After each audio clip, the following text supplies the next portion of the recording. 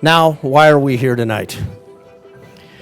And you may have read some of this on our website, but Cornelius Griggs, founder and CEO of GMA Construction Group, and I love this phrase, is more than a pillar of the community. He is a builder of community pillars. By empowering people and transforming under-resourced communities, he strengthens the core of cities and leaves a trail of success where the footprints of opportunity are clearly most needed. You could smile, Cornelius. Growing up in some of Chicago's toughest neighborhoods, he has scaled the walls of homelessness and violence through mentorship, education, community organizations, and military service. And then what has he done? He goes back to help others rise. Now at GMA, Cornelius embodies the organization's mission to develop people that will transform communities. His call to do good for all types of underserved communities is not just lip service. It's precisely what he's done and continues to do. So, for example, he established something called the CREATE program with a high school in one of his old neighborhoods, and his impact has gone full circle. That program introduces engineering careers to youth through the educational and mentorship opportunities. He also founded a real estate investment company dedicated to funding affordable housing projects. I'm almost done. Now, if that's not enough, Jack, I think I can say this, right? In the last few weeks, Cornelius was just named to the executive committee of the Chicagoland Chamber of Commerce for all the businesses here in Chicago. He's one of the 5 or 6 people running the chamber with Jack Lavin. He's also an adjunct lecturer and program chair for construction management at city colleges, particularly Kennedy King College. He served in the U.S. Army. By the way, he's not that old. He served in the U.S. Army and Army Reserve for 10 years, and he spent a lot of time in Afghanistan, Qatar, right, Mark? Uzbekistan, if I said that right. Thank you. During Operation Enduring Freedom and Operation Iraqi Freedom. He has a Bachelor of Science from Chicago State, a master's degree in Industrial Technology and Operations from IIT, and a master's in Executive Project Management for Design and Construction, and for the 2 people here that went to Northwestern, from Northwestern. And there's too many other awards and recognitions to mention. Cornelius has been a very good friend to me. Some people think we're very close in age. We're not. I consider Cornelius a mentor of mine. And with that, I want to give Cornelius the floor tonight.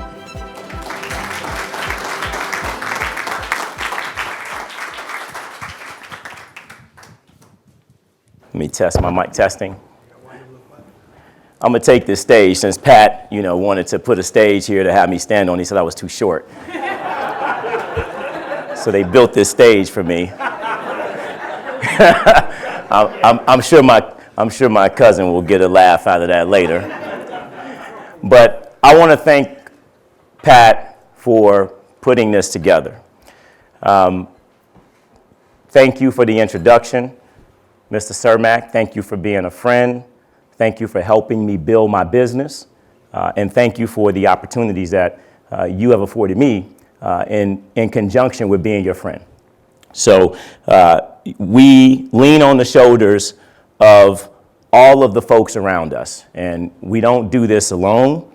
We do it with the help of great folks like yourself in the room. And I just was lucky enough to run into Pat, like I'll mention others throughout my life that have been that stepping stone for me, have been that person I can lean on, and Pat Cermak has been that for a number of years. So thank you, Pat. Give Pat a round of applause as well.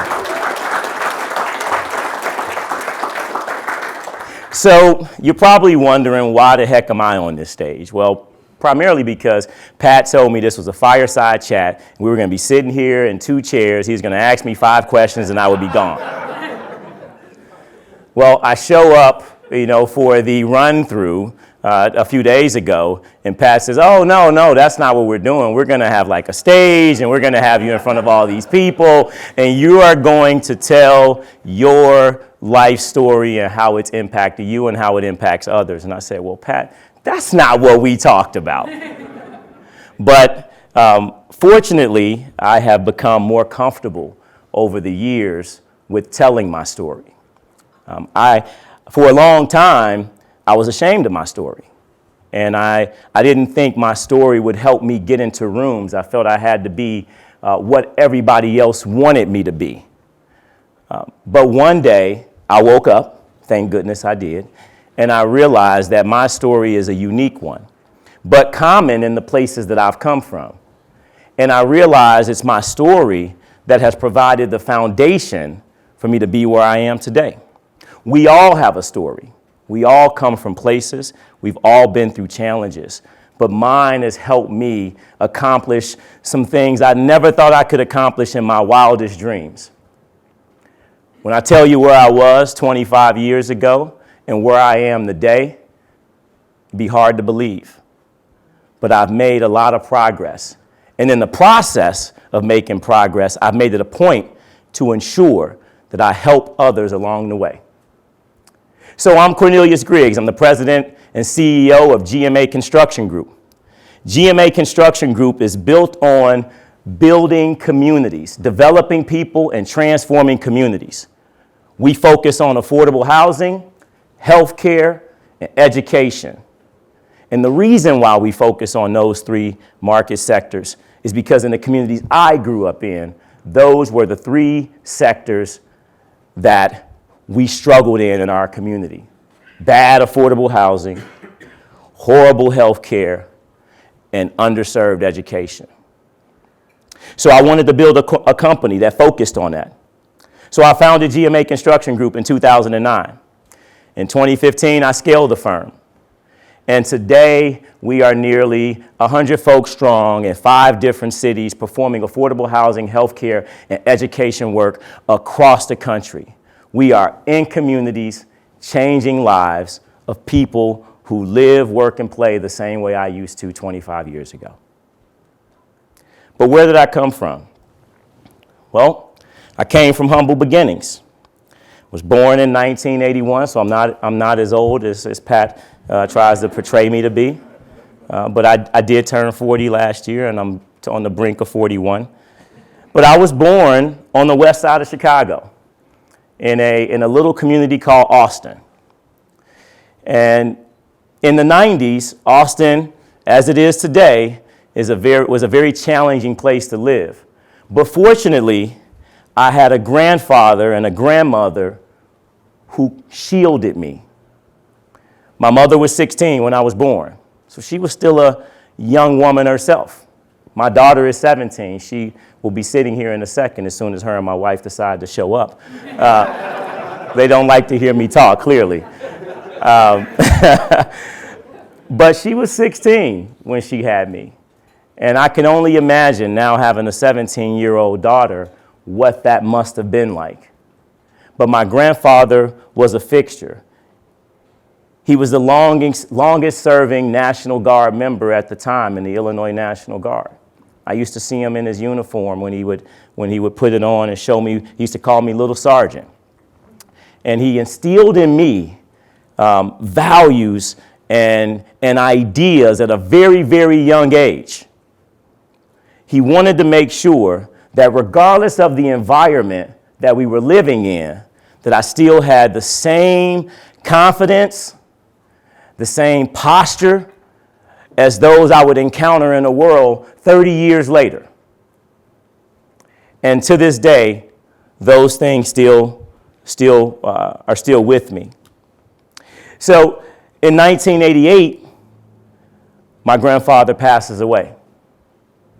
And he was the fixture of our family. And when he passed away, it left a void in our house. My mother, during that time, in the 80s and in black and brown communities, crack cocaine was rampant in those communities. And my mother fell victim to it. Shortly after my grandfather passed away, she couldn't take the pain of losing her father. My grandmother fell ill and shortly thereafter was committed to a hospital and would a few years later also pass away. And my grandmother left my mother with all the things that he had: a house, a car, a bank account with a few dollars in it, and wanted her to raise me and my younger brother, who you see, one of my younger brothers, who you see there in the photo with me. At the time, it was just him and I. But my mother wasn't capable of doing that. She turned to drugs, and we bounced around the city of Chicago, living in every affordable housing project you can think of, from Cabrini Green to Stateway Gardens. We even spent time in a local shelter on the west side of Chicago. She struggled. She struggled with drug addiction, alcoholism, and it took me and her all over the Midwest. We would leave Chicago, we would land in Milwaukee. And we would land in Milwaukee. I would spend my time bouncing around in fifth grade from 7 different schools. I never even completed 6th grade. I still want to go back and do my 6th grade year. I spent time bouncing around from 7 different schools in 5th grade. And one day, my mother meets a gentleman, and they were both addicted to drugs at the time. And I walked in the house, and my mom and her new boyfriend were what we call getting high in the house. And I freaked out. And I attacked this man because I felt he was putting my mother in a position where she would not be able to take care of her responsibility. Needless to say, this guy beat the crap out of me because I'm only 5'8" now, so back then I could have been probably 4'10". And my mother was so angry at me that she said, "You have to go." So she put me in the back of a car with a friend who was traveling back to Chicago, and off I went. This friend dropped me off at the Greyhound bus station here in Chicago, downtown, and said, "You stay right here at this bus stop. Somebody's coming to pick you up." I sat at that bus stop for 3 days. For 3 days. It was on the 3rd day that a woman by the name of Mrs. Cannon, Ann Cannon, who got off the bus those 3 days and saw this scrappy, nappy-headed young man sitting at the bus stop, chewing on a Snicker bar that I had had for 3 days, and said to me, "Son, why are you sitting here? I've seen you 3 days, for the last 3 days that you've been here." I said, "Well, my mother told me to stay here because somebody is coming to pick me up." And she says, "Well, I'm going to go to work, and if you're still sitting here when I get back, I'm going to be that person that picks you up." So I sat there for the day. And at the end of the day, she came back to get on to her usual route to go home, and I was still there. And she grabbed me and she called the local police, and she said, "You're going to go with me." I lived with that woman for 6.5 months while she tried to find my family. Ultimately, she could not adopt me. She couldn't really take me in, so she turned me over to the state of Illinois, Department of Children and Family Services. And from there, at 9 years old, I would start a life of living in the system. I would move from home to home throughout my life. This photo here on the left is me inside of Cabrini Green. I tell folks all the time that I've had to adapt to the environments in which I've lived in. When I was in Cabrini Green, I had to join the Gangster Disciples. That's how I had to survive. I knew, though, that through all of the trials and tribulations, my grandfather was always in the back of my head, talking to me and telling me, "Stay focused. Look a man in the eye. Don't be afraid." but I was alone. I was a 12-year-old kid who was alone, trying to find his way through life. I had no mom. My father, who you haven't heard me talk about because I've only met him twice in my life. He spent the last 32 years in prison. I've only talked to him twice and met him once. So it was a struggle as I tried to find myself and where I wanted to go and who I wanted to be. But I knew one thing, that I came from a place. I came from a man who was somebody, and that was my grandfather. He was that first pillar in my life. So as I began to trudge my way along in the 80s and the 90s, I would bounce around and live in Cabrini Green and Stateway Gardens and all the other Chicago Housing Authority projects throughout the city of Chicago because I bounced from one foster home to the next. Imagine being a 12-year-old African-American kid. Nobody really wants to take you in. They only take you because the state of Illinois paid you $450 to have me a month. So I would go to homes where there would be 10 kids in a 3-bedroom apartment and I would have to find my spot on the floor. I would go to homes where they would take the money that the state of Illinois would give them for me and use that to fund other kids. I would go to homes where they wouldn't even cook me a hot meal. It was up to me to figure out how I was going to eat for that day. I would go to homes where if I wasn't in by a certain time, they locked the door and I would have to sleep on the porch. But what do you do when you're 12 years old, 13 years old? Well, what I decided to do was to survive. One of those ways of surviving in our neighborhoods was this place called the streets. So I had to get out there. There was no way for me to make any money.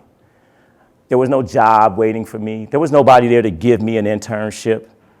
There was no one there to teach me how to drive and lend me a vehicle to move around. There was no one there to give me a bus card. If I wanted to survive, I had to get out in those streets and do what a lot of the young men today on the west, north, south, the west and south side of Chicago has had to do, and that is what we call, in the neighborhoods I come from, survive. So I survived. The best way and the only way at that particular point in time I knew how. But I always kept in the back of my mind that I was going to be somebody. I was not going to be a product of the environment I grew up in. So one day I decided that after a good friend of mine, his name was Jason, we used to hang out together all the time on the west side of Chicago, and we were out one night. It was starting to get late. I knew in the early and mid-90s on the west side of Chicago, being out after 1 p.m. meant trouble. And I knew me, as tough as I wanted to be in the neighborhood, because I had to be tough, I was scared just like everybody else, right? We have to put up the tough front when you come from where we come from, but I was still just a 13 or 14-year-old kid. I wasn't going to bust a grape, but I had to appear to be that guy. So one night we're out and Jason doesn't have any money. I don't have any money. Jason decides he's got a .38 loaded weapon from a friend of his. He's going to go rob a convenience store. Well, on the back of my mind, my grandfather popped in, and that didn't sound like a really good idea for me to be a part of. But he was my best friend. Like, how do you leave your best friend? Well, I decided that when he went into the store, I was going to get on the next bus moving and go about my business. I did that. But the very next morning, I woke up and I walked outside of my apartment complex in Cabrini, and a guy walked up to me and said, "Hey, man, you heard Jason got killed last night." And it completely crushed me. I run down to building 1432. I lived in building 1171 to where his parents were. And his mother she didn't even know yet. I knocked on the door and she woke up and she saw me And I was hysterical. I said, "Where's Jason?" She says, "I don't know. I thought he was with you. You guys were together last night." And then I went through a moment of, well, maybe this isn't true. So I got on the bus and I went back to the location where we were at that night. And as soon as I stepped off the bus, the yellow tape was there. I could hear the folks standing on the corner talking about what had happened that night. And Jason went into that store and he pulled his gun. He never had any intent to use it. But the convenience store owner behind the register also had a weapon. He pulled it out and he shot him 6 times and killed him. I decided at that point that my life was going to be different. I decided that I was going to do something different. So I said, well, this environment that I'm in here in Cabrini Green isn't the best place to be.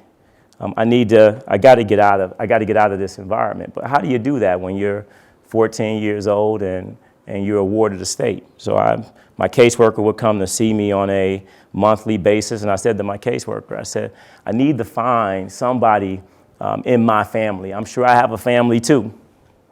I know I've been disconnected from them because of the challenges of my mother, but I need to find somebody that can get me out of here. My caseworker said, Cornelius, I'm going to work on it.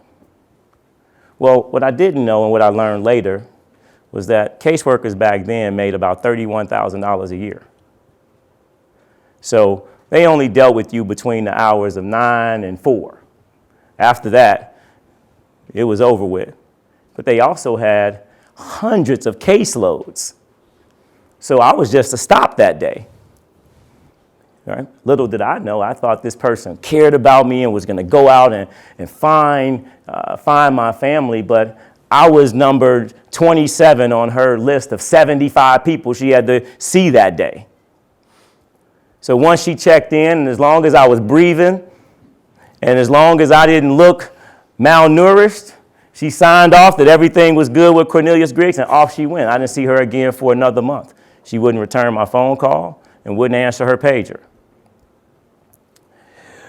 But one day, I'm on my bike, and I am riding down the streets of Chicago on my bike. I'm headed from Cabrini Green. I'm headed back to the west side of Chicago, to the Austin community. I'm going to go hang out with some friends, and I'm on this bike, and lo and behold, I run into my brother, who you see to the left of me on this photo.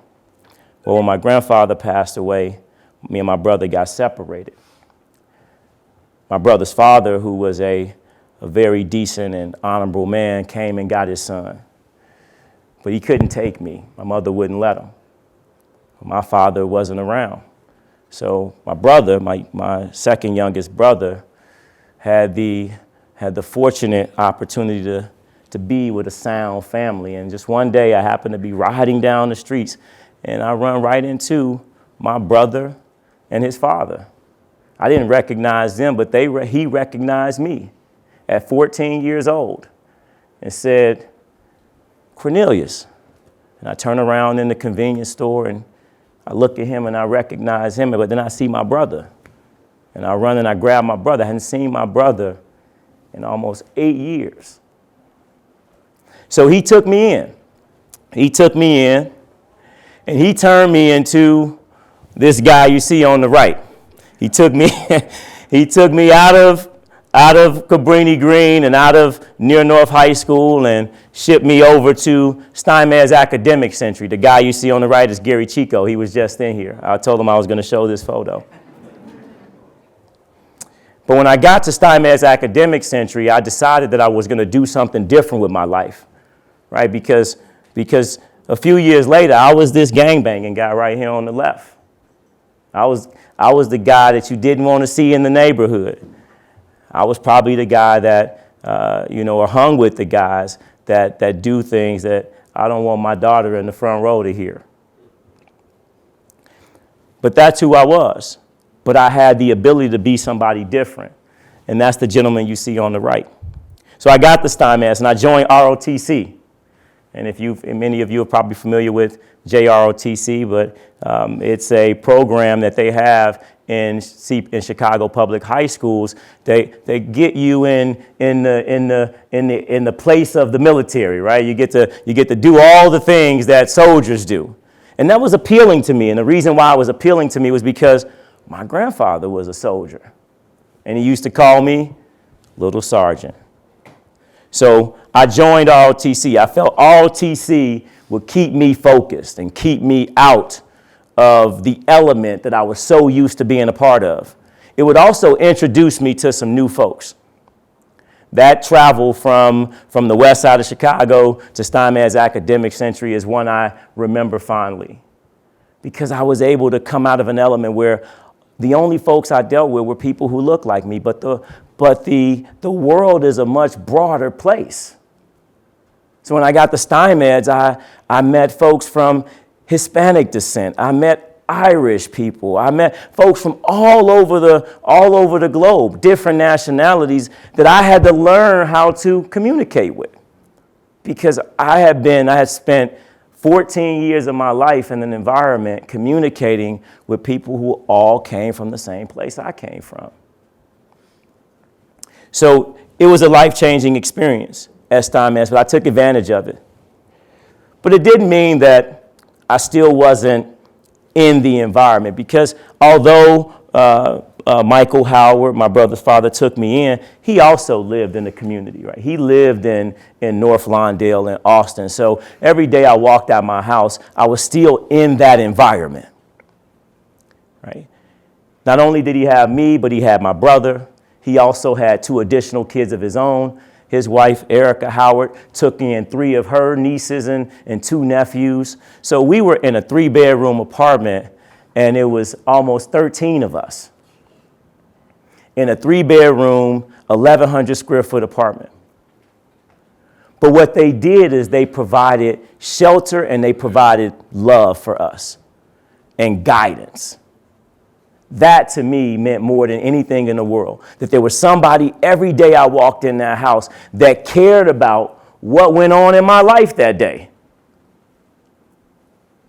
But when you grow up 14 years in the neighborhood and you grow up, doing whatever you want to do for 14 years, it's hard to break that. So even though I moved into this great environment or a better environment, I still had some demons I had to shake. So I found myself reverting back during my high school years to those streets, trying to figure out how do I reconcile where I am today, where I've come from, and where I want to be. It was very hard. So when I'm out in the community these days and I see these young men in the community and there's violence and folks don't know, what's going on the west and south sides of Chicago, I tell them all the time, those young men need guidance. They just need someone to grab them and give them a hug and tell them, I love you. Because at 14, that's all I wanted. I spent many days in my room wondering, why would my mother leave me, put me in a car and send me to Chicago and never check on me again for nearly 20 years? Why would my father never reach out to me? Well, although that story may be uncommon in this room, it's very common in the rooms where I've come from.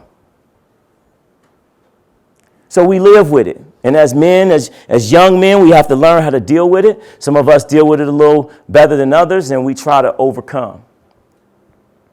So at that age, I still bounced around and tried to figure out, where was my life going to go? And then I had another wake-up calling. And this gentleman isn't in the room tonight. I wish he could have been here, but his name is Mr. Bernard Clay, and he ran a program called Introspect Youth Services.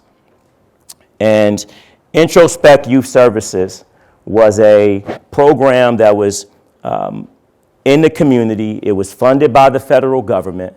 And what this program did was it took young men like me off street corners and brought us into into environments where we could use the knowledge and the brain and the information that we have from the streets and try to put it to work on these things called computers, right? Because in the mid 90s, we didn't have computers in our household. So, they wanted to teach us computer classes, teach us how to type, teach us about the World Wide Web is what it was called back then.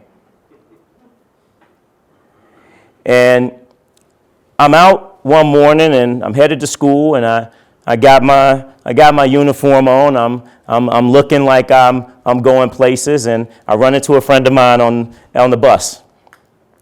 And he convinces me that it's a good idea for us to ditch school that day. So I said, okay, this sounds like a good plan. I don't really feel like going to school today. I have inspection today. I hadn't shined my shoes. I was looking really crappy, and I said my sergeant's going to yell at me when I get there. So you know what? The heck with school. I don't need to go there today. So we get off the bus at Belmont, and I hop in the back car of a '85 Chevy Caprice, and we head off with some other gentlemen. We find ourselves in a neighborhood that was called Humble Park. I hear Humble Park is pretty nice these days, but back then, when I was coming up, Humble Park wasn't the place that you really wanted to be. But we landed there, and we got to talking with some of our Latin King buddies there, and we decided we were going to hang out. Well, we got to moving around that day, and one of the guys had a loaded 9mm that was sitting in the backseat of the car. I had no idea it was under the seat. And we're riding, we're 4 people in the car, and the sirens go off, and we get pulled over. And the guy next to me takes the 9mm and throws it in my lap. He throws it at me, and I catched it. I had no idea. What was I supposed to do? And I'm sitting there, and here comes the police walking up to the car. I tossed the gun on the floor. Somebody kicks it under the seat. And the police officer, as they did in the 90s, walked up to our car with their weapons drawn, because here you got 3 black men and 1 Hispanic guy in the car. There must be trouble in this car. We let the window down, and I immediately reverted to the guy in the uniform, not the guy on the left. And all of a sudden, I found all the proper words that I knew at that particular point in time to communicate with the police officer. And he asked me to step outside the vehicle. So I got out, and he frisked me and my friend, and he asked me, he said, is there something in this car I'm going to find that I don't want to see? He said, I'm only going to ask you once. And everybody's looking at me. And I decided that at that point in time, I was tired of lying.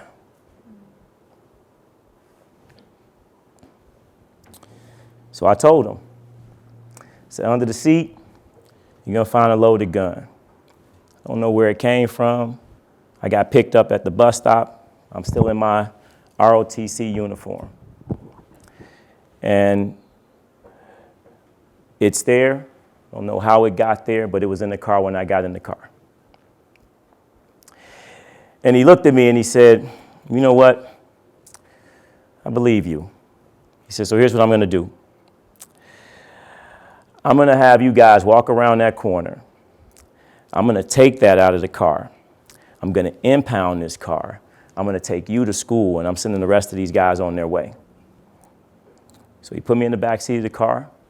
And he drove me back to Steinmetz, and he took me into my sergeant's office, and he closed the door and told my sergeant everything that just happened. And God, did I get my ass reamed that day.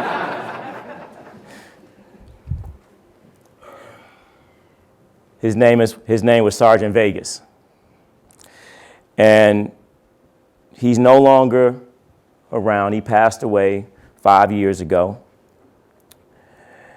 But he single-handedly saved my life. Imagine what my trajectory could have been like if he had have arrested all of us and charged us with unlawful possession of a loaded weapon. Imagine, today I'm a member of the University Club. I get to stand on this stage and tell you my story. But that one particular moment in my life could have changed everything about the person you're going to get to know tonight called Cornelius Griggs.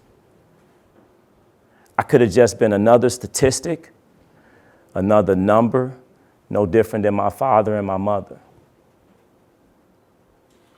After that day, and after getting my ass reamed by my sergeant, I decided I was going to do different. And I really made the decision to do so. So I called Mr. Bernard Clay.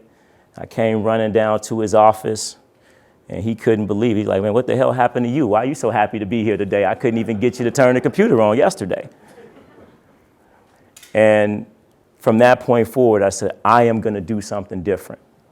I'm going to go to the military. I'm going to do something to get myself out of this place that has caused so much pain and grief in my life. So I went on a mission. I had one more year of high school left.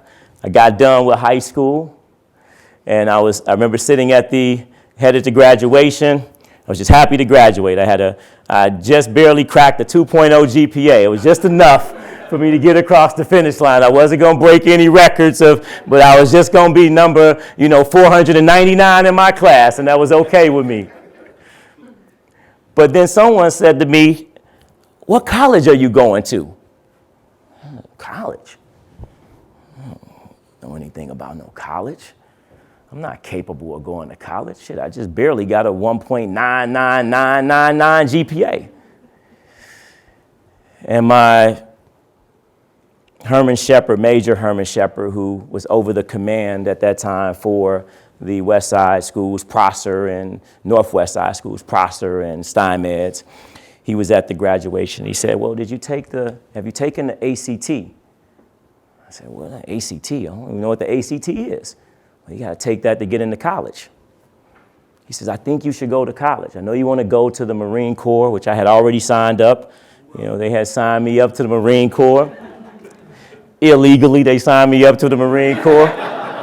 The Marine Corps guys was down there at the high school signing up all the guys like me who would sign up at 17 and a half.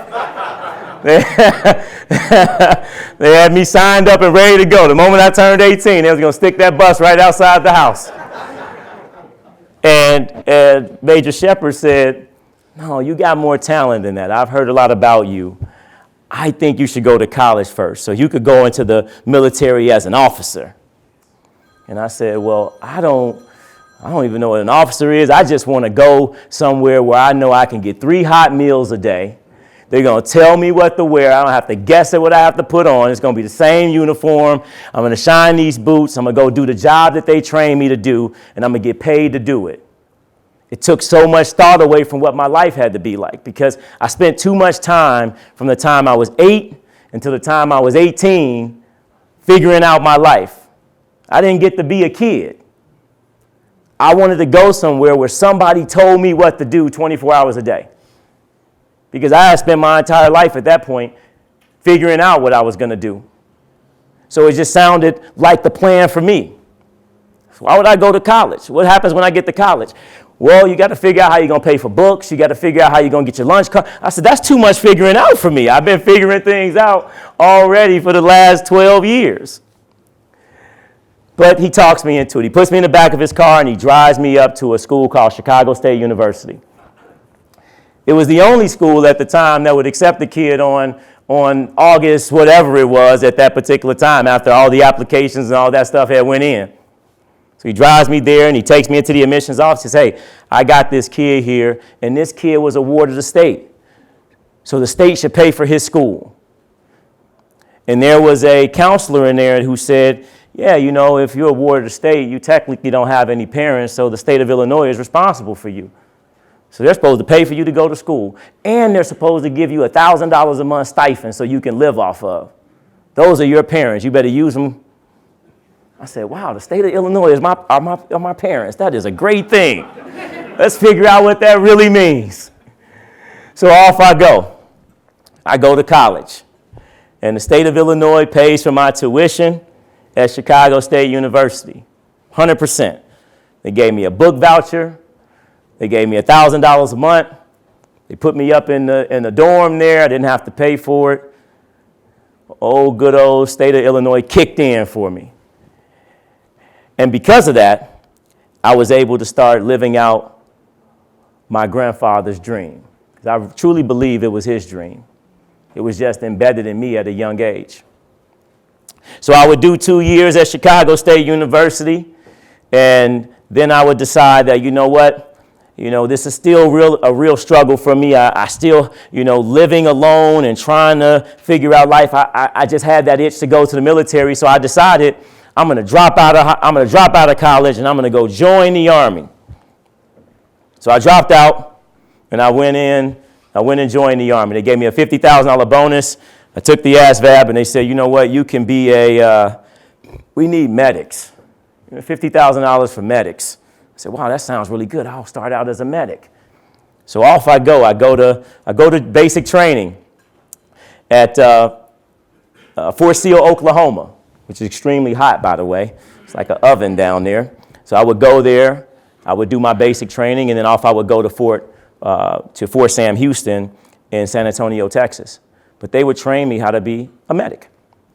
And I became an emergency medic in the Army Reserve.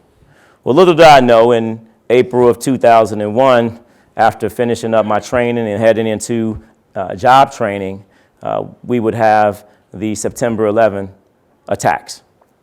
And when that happened, I was sitting at my base in Fort Sam Houston, and I'm at Fort Sam Houston, and my commander walks in and says, we're going to be strapping up and headed over to Afghanistan.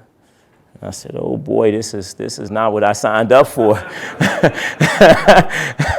I signed up for the $50,000 check and the part-time duty. I didn't sign up to be a hero. I didn't know about this. So luckily, the initial tour I didn't have to do. So I go back home. I re-enroll in college. I get back into ROTC, and I finish college, and I get commissioned. And then off I go to the military. I'm jumping out of planes at Fort Sam Houston. I'm jumping out of planes in Afghanistan. I get attached to the 101st in Bagram, Afghanistan. I go from Bagram, Afghanistan, to Doha, Qatar, which was a nice place to be. Doha, Qatar was actually nice. But Djibouti, Africa, and Kandahar, all the places that I always tell people, no one goes to vacation in these places. Okay? This is not the tourist destination. But what those experiences did for me was they helped mold me into a better person. I started to pick up life skills. And yeah, I had survival skills, but I had survival skills from a different perspective. The Army gave me survival skills that I use today, right? They taught me how to interact with people. Taught me how to respect others. Taught me loyalty and honor and integrity. These are all the things that, unfortunately, where I grew up, we didn't spend a lot of time talking about, because it's every man for themselves.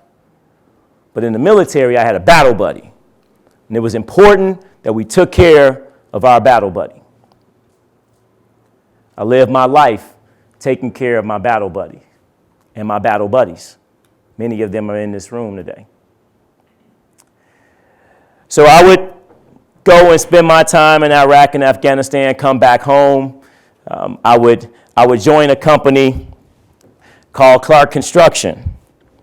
And Clark Construction they are a nationally recognized construction firm. And when I came home, I got reintroduced to family that I had not encountered in years. And here I am at 20, 23, 22 years old, and I am headed back, and my mom reaches out to me. She finds me on the military base. Somehow, I don't know, I tell her to this day, you were very resourceful. I don't know how you were able to find one soldier on a base of 300,000 people. But she found me. And I was sitting there one day, I was having chow with my team, and my commander walks in and says, hey, Lieutenant Griggs, we have you got to call. So I walk out and pick up the phone. He says, I think it's your mother. I'm thinking he's BSing me. I haven't talked to my mother since I was 9 years old. And I pick up the phone, and guess who it was? It was my mother. Hadn't talked to her in God knows how long. And she said, I know you probably don't want to hear from me. And I really didn't have anything to say. I was in complete shock.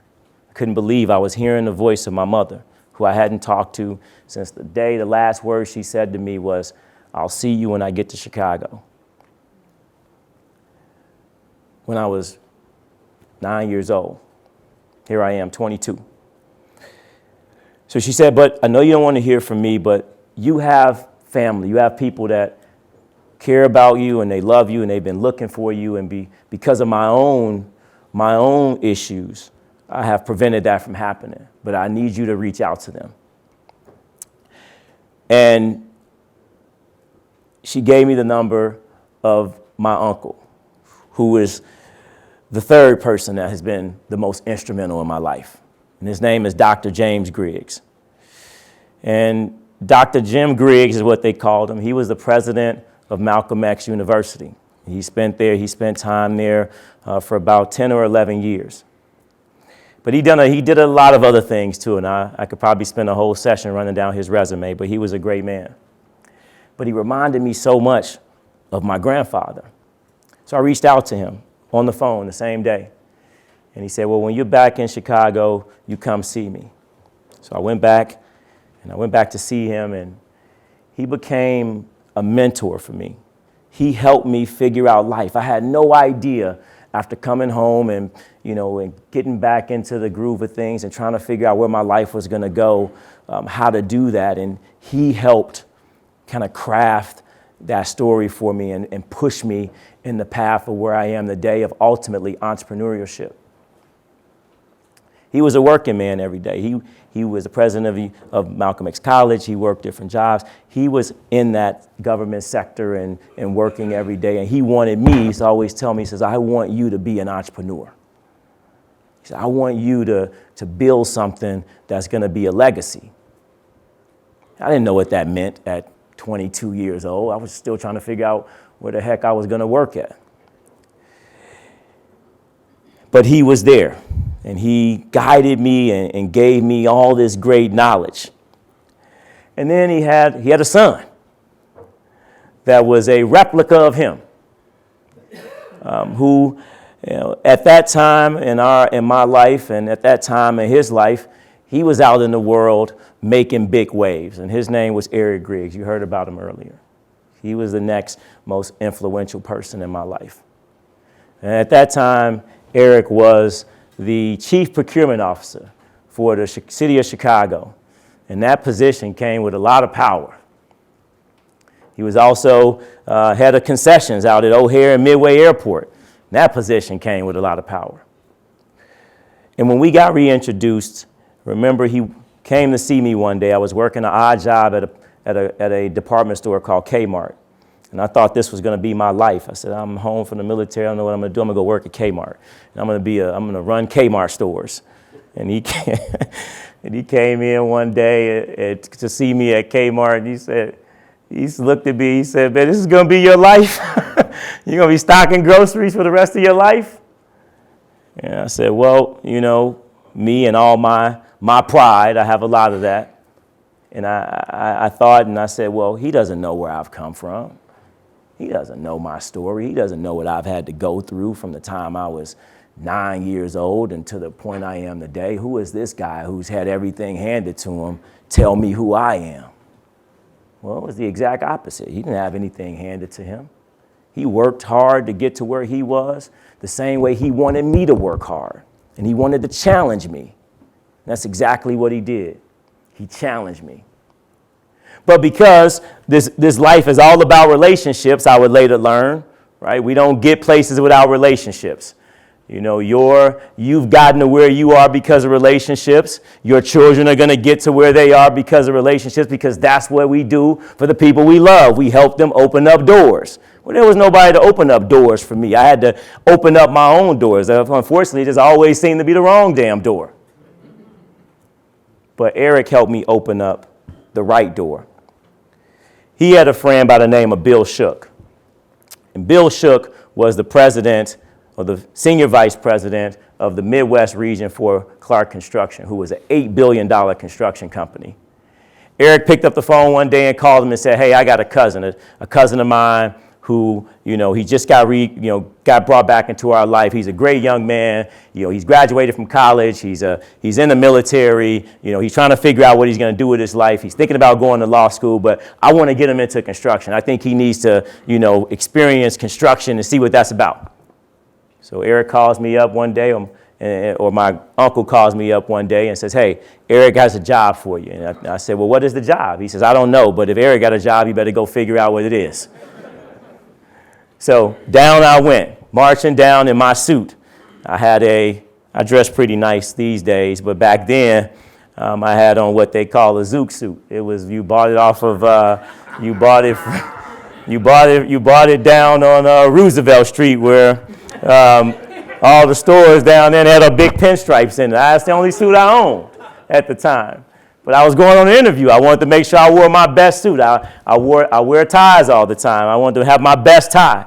So I go in for this interview, and I walk into 600 West Fulton, and I walk into this office, and I open the door, and I look around, and I say to myself, there is not one person in this room that looks like me.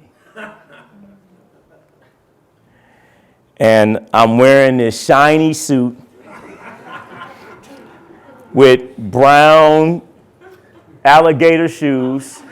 They weren't real alligator, though. I bought them off of Roosevelt as well. And I immediately break into sweats because I am so embarrassed that I came down here looking like this. My grandfather would have slapped me backwards. But I didn't know any better. And Gary Shamo, who at the time was leading up Clark Construction there, this was a large project to build what's now called McCormick West expansion. And he brought me into his office and he said, well, Cornelius, what do you want to do? I said, well, I don't know. I was just stocking groceries yesterday. So, but, I'm walking around, I'm seeing all these important people in suits. And I said, well, I'm sure I could, be of an asset to you. He says, well, tell me how. I said, well, I'm sure you need somebody to get copies off the machine. I'm sure you need somebody to grab coffee. I'm sure you need someone who can do a multitude of things. I am very smart. I can figure things out pretty quickly. He says, you know what, Cornelius? I've heard a lot of good things about you. We're going to give you a job. I said, wow. I said, well, what am I going to do? He says, exactly what you just said. You're going to get coffee. You're going to get copies. This is what you're going to do. And we're going to teach you the rest. But to start, you're going to be the coffee copier guy. And that's how I started. They called me Mr. Paper Towel Man because I held the paper towels when people came in the morning to get their coffee. But he gave me a job making $37,000 a year at that particular point in time to work in an environment with everybody who didn't look like me. Nobody came from where I came from. And I was now the minority. And I had to adjust. I had to learn how to communicate, send a good email. I had to learn how to carry myself in a meeting. I had to learn how to take meeting minutes. I had to learn how to take other people's meeting minutes and then decipher them and figure out what the hell they were talking about in all these engineering meetings, people throwing out all these acronyms and terms. And at the end of the day, I had to compile all the meeting minutes from all the 20 meetings I went through when I knew nothing about engineering or construction or anything. So I immediately ran to the library and I grabbed this book out of the library, out of Chicago Public Library. And it was called Construction for Dummies. And I still have it to this day in my office. But it gave me all the terms and all the cheat codes is what I called it for construction. So at least when I sat in the room, I could understand and at least communicate with people about what was going on.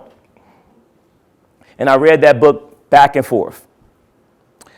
And that opportunity opened up my eyes to an industry that did not include people of color. It wasn't just construction. the field of building buildings. It was the management, behind the scenes, the accounting, the legal, the marketing, everything you can think of from a professional perspective, you have in a construction company. You have lawyers, you have accountants, you have doctors, you have even nurses on the safety side to help on job sites. All these fields existed right here in the field of construction. So I said, well, I'm gonna dive right into this. I was headed to law school. I had, 1A in college. I was pretty smart when I got to college, and I won a scholarship to John Marshall. I competed in a mock trial competition, and they awarded me $40,000 to go to their school. So I said, I'm gonna go to law school because Bill Shook, who gave me the opportunity, he was a lawyer. I said, I'm gonna be like Bill. I'm gonna go to law school. And then I went in and I figured out that the $40,000 they gave me was only a fraction of what it was going to actually cost me to go there. So that wasn't really a good thing. That was like more of the lure me in so they could get the rest of my money.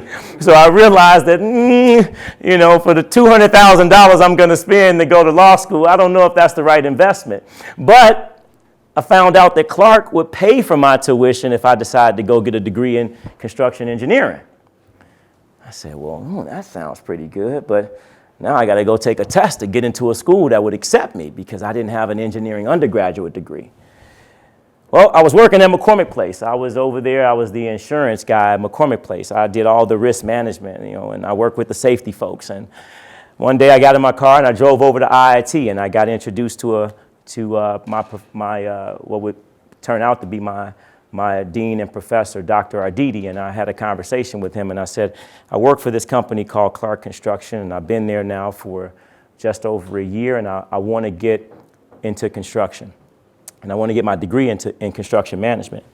And he says, well, you have your transcripts. I give him my transcripts, and he goes through it, and he says, well, looks like you took a lot of math courses when you were in your undergraduate. I said, yeah, I took every math course I think you can take. I was going to be a computer engineer, and then I changed fields at the last minute or majors and just wanted to graduate. And he said, well, that's going to be helpful, but you got to take this test because you don't have a engineering background, we got to test you before we can let you in. So I took this test and I actually did pretty darn well. And they let me into IIT to get a master's degree in industrial technology and operations with a concentration in construction management. And that degree will open up so many doors for me at Clark.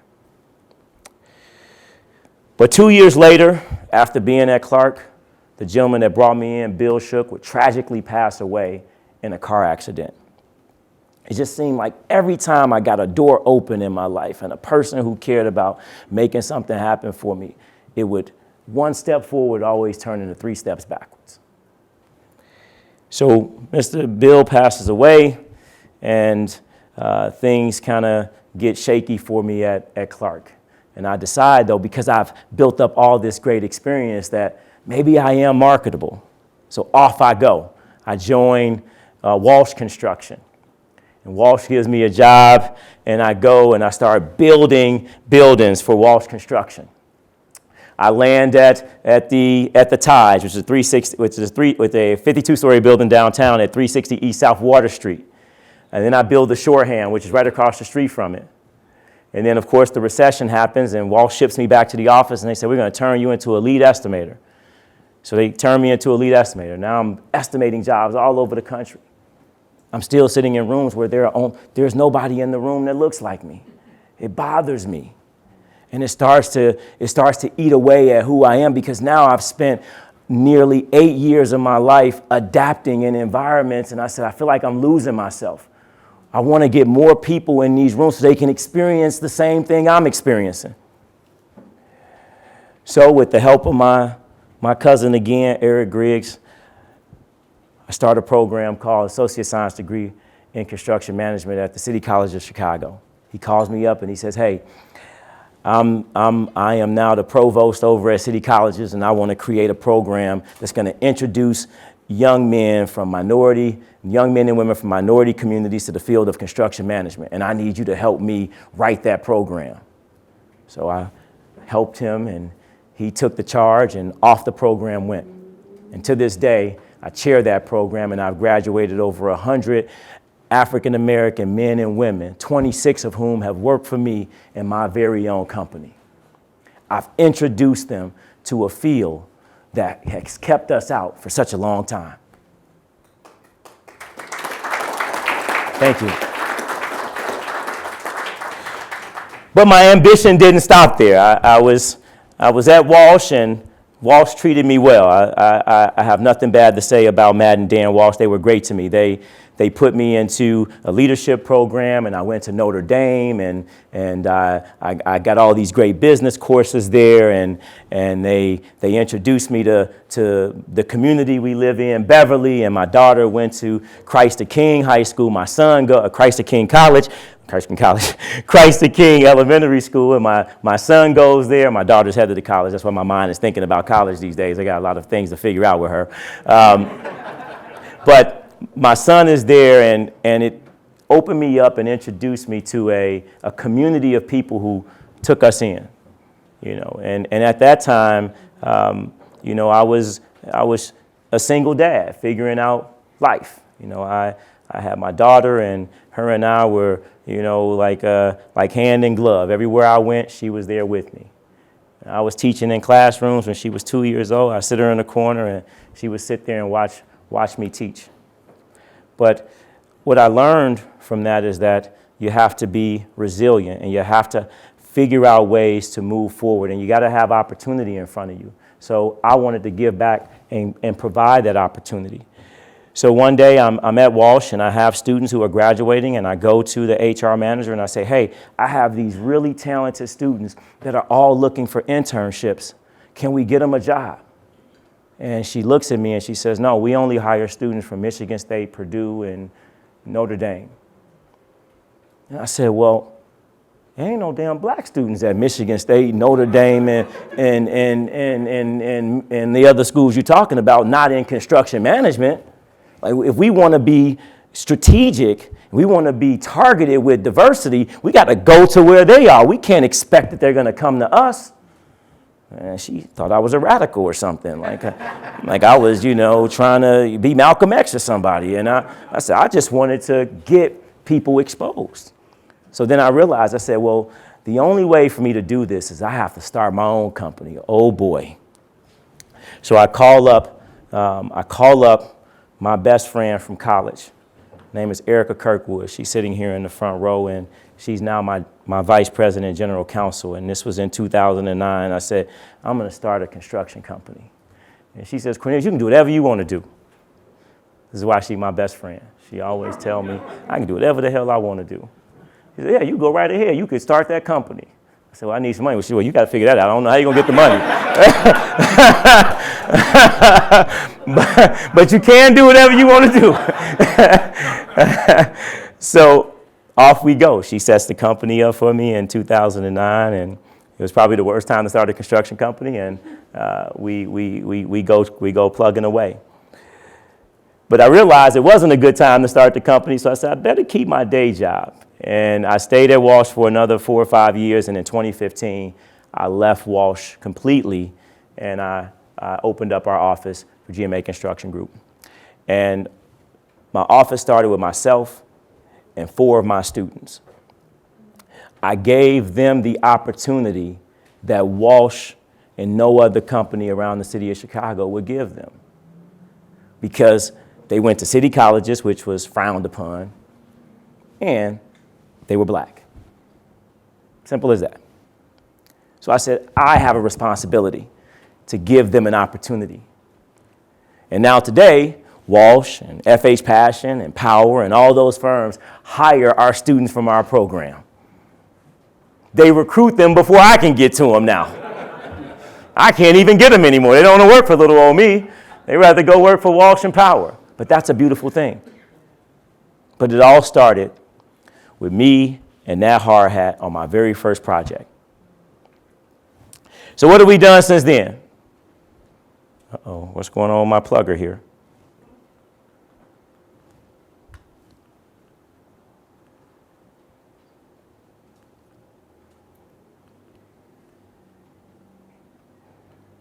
I think I'm having some technology difficulty.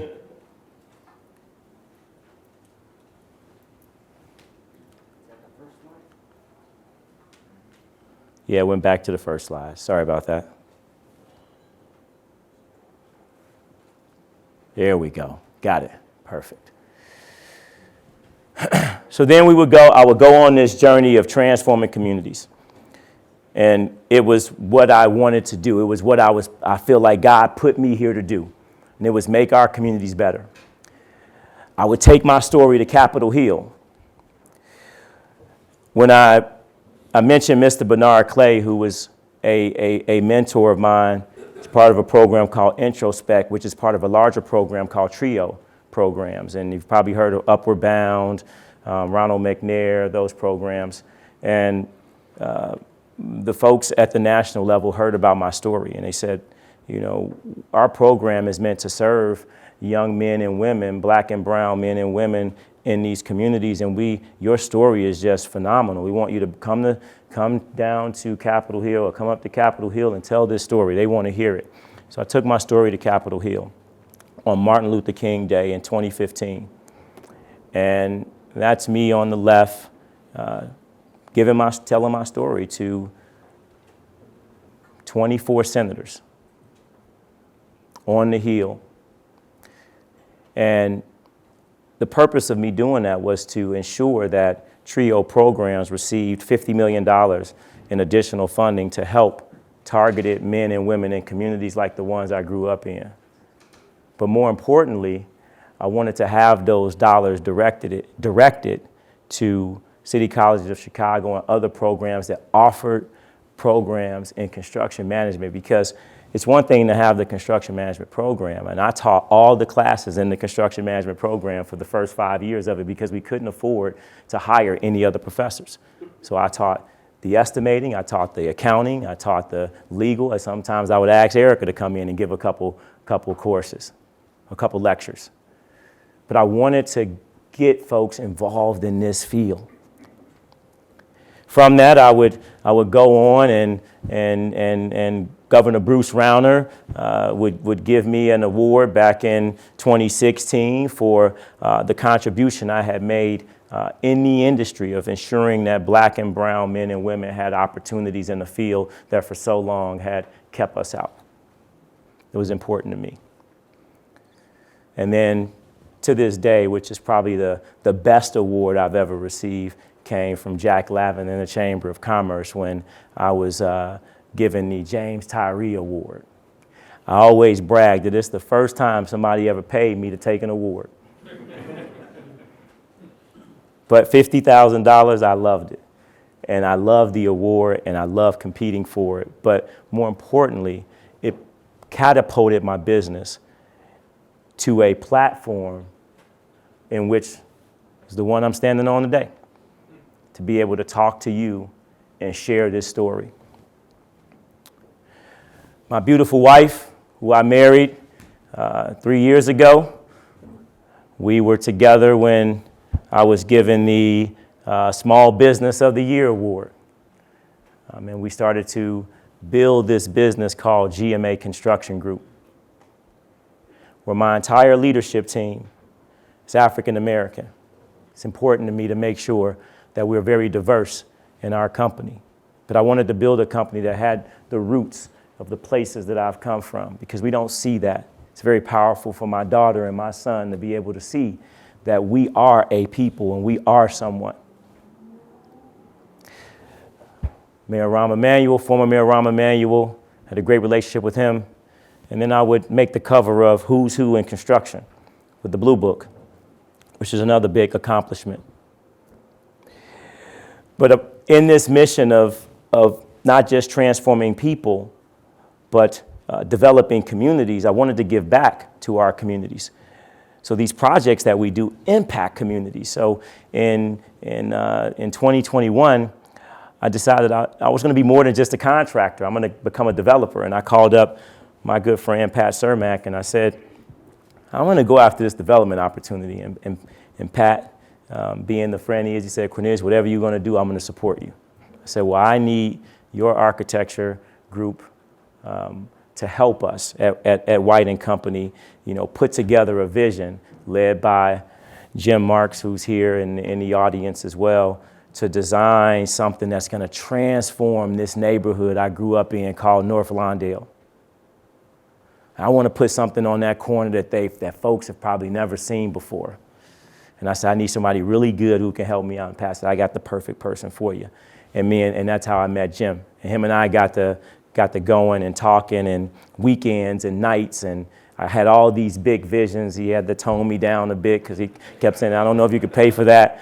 But I said, we got to figure out something that's going to work. And we developed what we call Lawndale Redefined.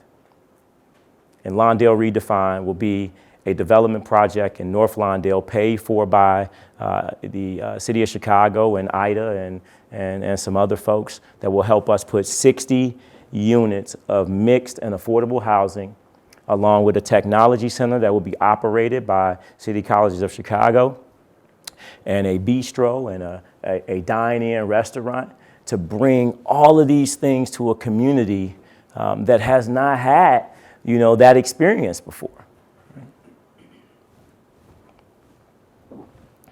Pullman National Monument on the south side of Chicago. I've been able to have my imprint there, where we took 12 young men from the south and west sides of Chicago and gave them jobs as laborers. And they worked, moving bricks and cleaning up the Pullman National Monument and all the heritage that comes from that building. If you're not familiar with the Pullman Porter, you definitely have to go do some good reading, because it's a staple in African American culture. East Park Apartments, 153 units of affordable housing that we cut the ribbon on back in 2017. This was an SRO to provide housing for veterans and homeless men on the west side of Chicago. When I came into this project and I heard the stories of the people who were living here, I could not turn my back on such a great opportunity to bring something different to that community. So we invested in it. GMA went in and we delivered this project with the Habitat Company. Safe Haven Veteran Studios, a 90-unit veteran studio. This one was near and dear to my heart because I am a veteran. 90-unit veteran studio on Roosevelt in California, which is also in the North Lawndale area. Here, you'll see the photo on the right. I took 6 men, young men, all leaders of gangs in that area. The conservative vice lords, the traveling vice lords, the Four Corner hustlers, and some other group. And I sat them down at a table and I said, listen, I'm about to build a $20 million facility in this community. I don't need you shooting at you and you shooting at him. But if I can give all you guys an opportunity, can we have peace on this corner for the next 24 months? I gave them jobs, and what I got in return was peace. To this day, we still have peace on this corner because now the corner is transformed. It used to be a vacant lot with weeds growing this high and no one cared about it. The point I'm making here is that when you make a change in a community, people change. Their mindset changes, right? When nobody throws trash on the ground anymore, you don't throw trash on the ground anymore. We have to make an effort and an investment for change, and Safe Haven is proof of that. So then I decided to take my show on the road because I want to have an impact beyond just Chicago. And here is a 105-unit, 8-story facility in Charlottesville, Virginia. I decided I was going to go down to Charlottesville, Virginia.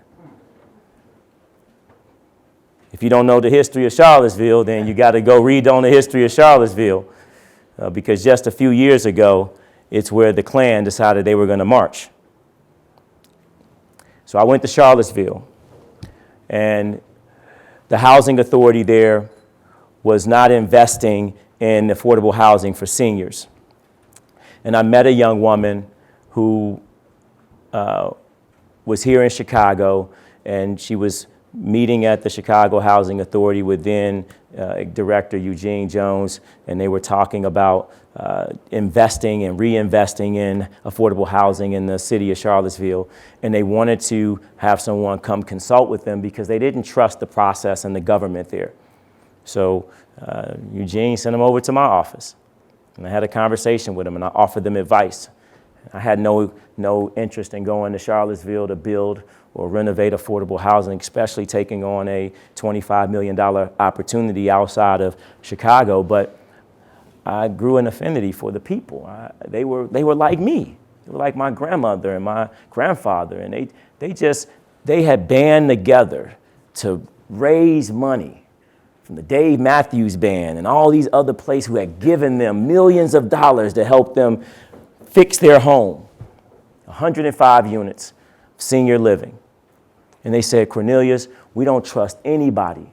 We want to hire you. After 2 years of me working with them and helping them, figure out the process. And when they finally got to a place where they could get the remaining funding through the federal government, I said, hey, I'm done. I'll help you guys pick a contractor. And they said, well, we want you to build it.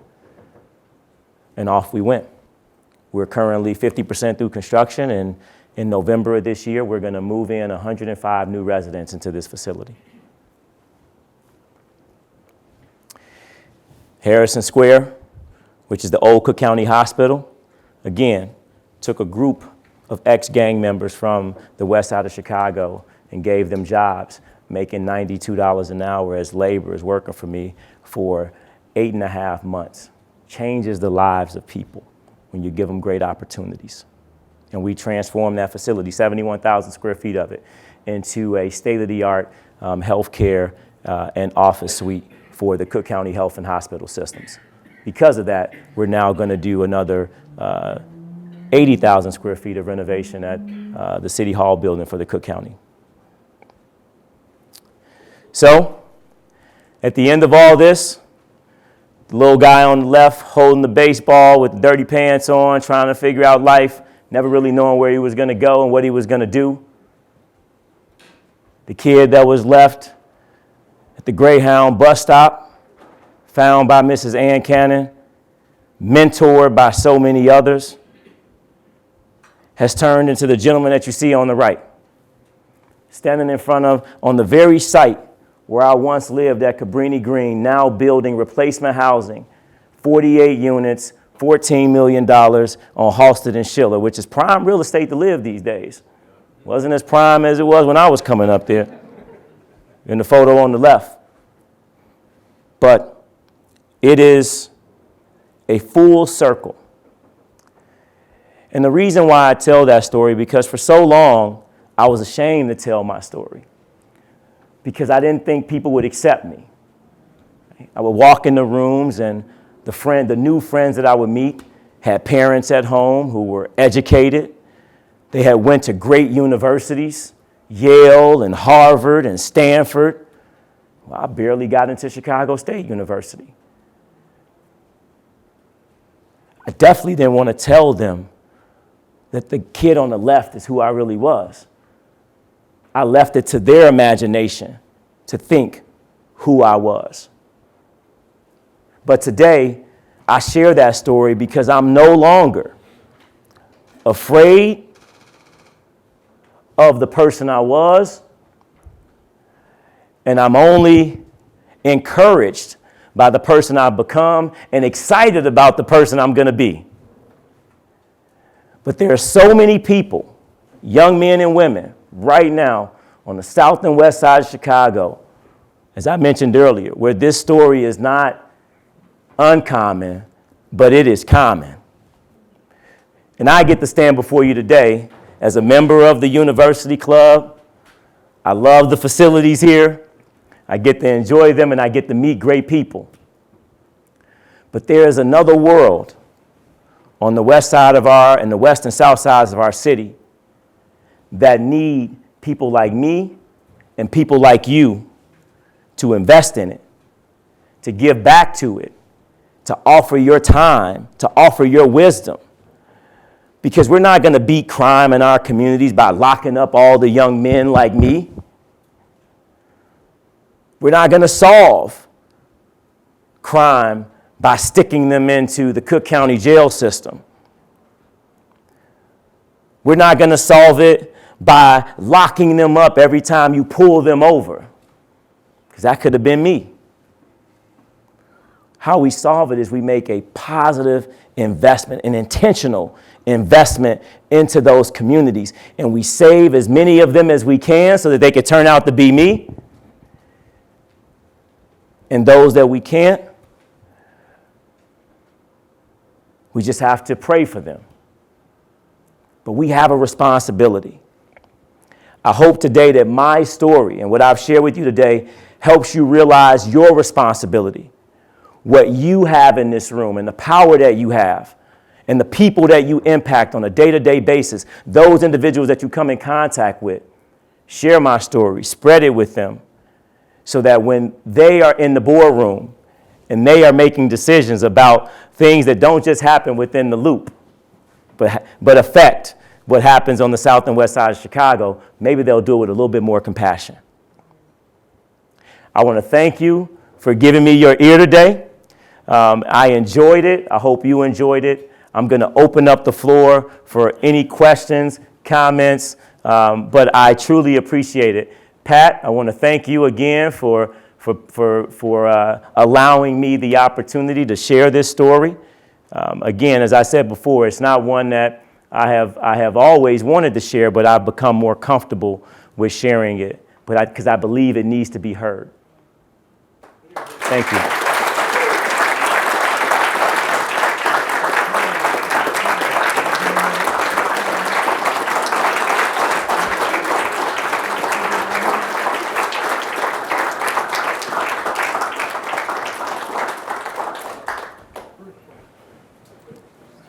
So they told me I had to, I have to lead the Q&A. So since I'm up here and I got the mic going, I will open it up for questions. And don't feel pressured like you have to ask me a question. This isn't school. You don't have to, we don't have to force a question. So, but definitely, if you have them, I'll take them. Yes. All right. So you said you got Construction for Dummies out of the library. You read it. You liked it. My question is, how big is the late fee by now? Well, I never returned it, so good thing I don't go to the public library. They probably still looking for that book. I'm never giving it back. I'm going to frame it, actually. Yes. Cornelius, thank you very much for sharing truth. Truth telling is more powerful than anything else. So you telling your truth is really a gift for all of us. Thank you very much. I truly appreciate that. Thank you very much. Thank you. Speaking of that. But I think of all of your accomplishments and everything that you spoke to, it's not necessarily what you're doing right now, but I think the most powerful part of your story, as far as what I heard, is the impact of positive parenting, or lack thereof. And I don't know if you can do this through your massive network and all of the influencers here tonight, but grandfather programs, grandmother programs, for kids that don't have that already built in, was the deciding factor. And I think that we could put all the social programs together and fund them from now to doomsday. That is not going to take the place of those relationships. And I'm going to ask you, how can we help you, or what communities are helping you, or the church is helping you? That has got to be the outreach. Yep. Because all of this downstream would never have happened if you didn't have that grandfather. So how can we build that into these kids that are so lost? And they are the ones that never fessed up the guns in the car. Yeah. Because they didn't have that little voice in their head. Agreed. So I really think that was the most powerful thing that you shared with us tonight. And I want to thank you again for that. And your grandfather. Yes. I appreciate those comments, and they are so true. When I think about even where I am today, that 6 or 7 year span that I was able to spend with my grandfather has carried me throughout my entire life. Imagine if I could have spent 15 years with him. But that 6 or 7 years of just constant, everyday conversation and that reinforcement in me as a young man was extremely helpful. And I was lucky enough to have my uncle later in life who was just like him, who then came back and reinforced it again, right? And I'm lucky enough to this day to have Eric and John Hooker here in my corner who also provide that reinforcement. Unfortunately, what we find in our communities now is that there are children raising children. And, I was at an event, the event here where this development event, we were out in the community in North Lawndale, and I was, after the event, I'm talking to the folks from the community, and a young woman walks up, and she couldn't have been, maybe she might have been 2 or 3 years older than me. And she was there, and she had her daughter, and her daughter had her daughter, which was her granddaughter. She was 42 years old. And she was a grandparent. She was a grandparent at 42. Her daughter was 16, 17, 18, and she was a grandparent. So those grandmothers and grandfathers they're not around. And I agree, if there was a program, and I don't have the answer for it, that was there to help with that, because that's really what you need. Right? You need that reinforcement in your life. You need that person that's going to give it to you straight. As you mentioned, your truth, tell you the truth. And I like to have people around me, my wife and Erica and Eric and John and Pat, who tell me the truth, because that's what keeps you on the straight. That's what keeps you honest.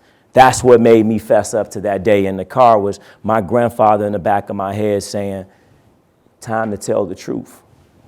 And I think we're missing that in our community. If we had that on the south and west sides of Chicago and other parts of the country, because it's not just in Chicago, right? We would have a better place. Yes? Thank you, Cornelius. That was an absolute gift of the story, and you have such a natural gift for storytelling. Absolutely perfect. Thank you. A follow-on question from the one that was just asked. So the space that I work in is public health, where we talk a lot about the social determinants of health. So how things like education, housing, nutrition, love of a grandparent really sort of speak to your health and life trajectory. So with your lived experience and where you are now with GMA construction, what would you like to see happen better in terms of communications and connections between groups like construction and housing, groups that are offering education, that are offering nutrition services, and just, Chicago Department of Public Health? How would you like to see those groups interface better? That's a great question, and I think it's really one that is at the heart of Lawndale Redefined and development that we're pulling together on the west side of Chicago. When you bring all those resources together in one place, housing, public health knowledge, educational resources, and you place them there in the community so that they have access to them, people take advantage of it. If I had a library on my corner when I grew up, I probably would have went there instead of the neighborhood liquor store, right? When I got older and I went to high school and I went to friends who lived on the north side of Chicago, on Belmont and Narragansett, when they walk out their house to go to school, they walk by a library first. When I walked out of my house on Cicero and Chicago Avenue, I passed a body shop and a liquor store, then another liquor store, and maybe a barber shop. Imagine that experience as a young person. Every day, that's what you pass by. So when those resources are available to you and they're there, it allows the community to be able to take advantage of it. Because it's there, it's accessible, it's available to them.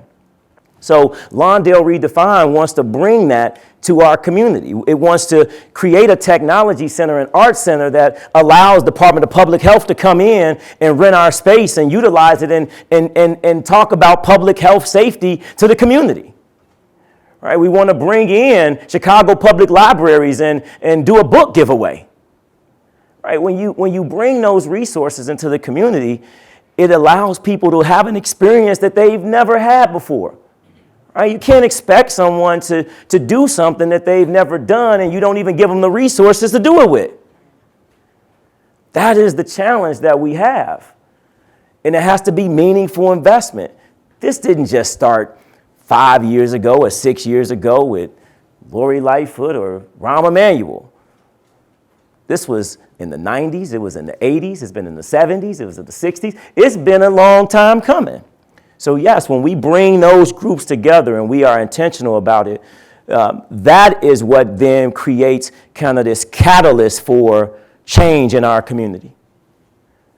Yes. First of all, thank you so much for sharing your story. It's really inspiring.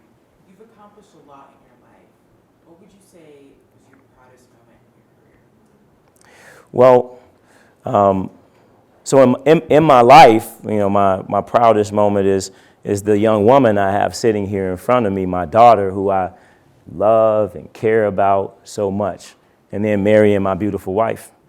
So those are probably the two most proudest moments in my life, is having the crutch that I have at home with my wife, who helps me raise this young woman, is going to send her off to, going to have me cry, going to send her off to college, and she's going to do so many great things. But in my professional career, I would say starting that construction management program, associate science degree in construction management program at Kennedy King College, is by far the most impactful thing to date that I've done in my career. I could build all these great buildings, and yes, it keeps people working, and we have great people that are able to benefit from them. But introducing young men and women from the communities I've come from to the field of construction management is so powerful to me, because now they are now my colleagues. I go to meetings and I see my student working for FH Passion. I see my students working for Power. I see my students at Northwestern University, working on the facilities team. That is a creation that it will continue to grow long after I'm here. I won't be in that seat forever. I'm going to give it up here soon. But I know that even if when I'm no longer on this earth, that program is going to continue to go. So that, I would say, that is the most important thing I think I've done to date, and it changes the lives of people every day. People enroll in that program now, and they don't even know who I am. I used to be I taught every course. Now I teach a course maybe every 3 semesters. It's a beautiful thing to see where it's gone. Okay. Thank you. Have a great evening. The bar's still open.